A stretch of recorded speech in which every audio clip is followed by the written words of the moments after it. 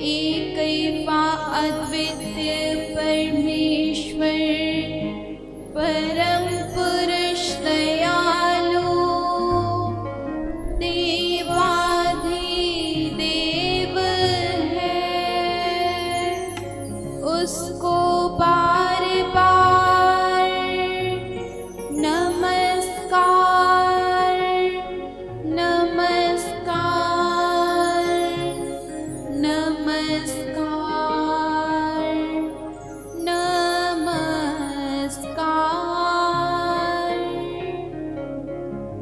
राम अमृत पद पावन वाणी, रामी नाम धुन सुधा समानी।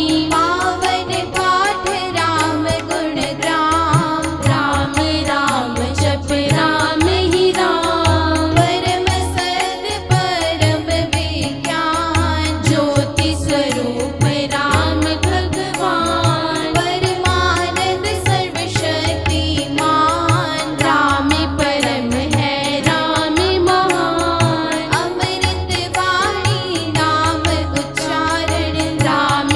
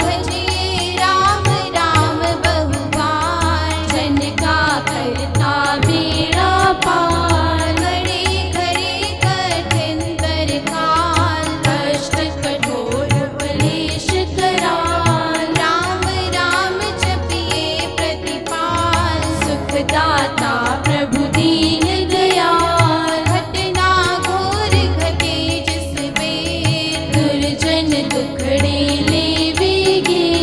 जपिए राम नाम बिन देर, रखिए राम राम शुभ देर। राम नाम हो सदा सहायक, राम नाम सर्व सुखदायक। राम राम प्रभु राम की टेक, शरण शांति आश्रय है। पूंजी राम राम की पाइए, पाथे साथ नाम ले जाइए। नाशे जन्म मरण का खटका, रहे राम भगत नहीं अटका। राम राम श्री राम है, तीन लोक का नाम।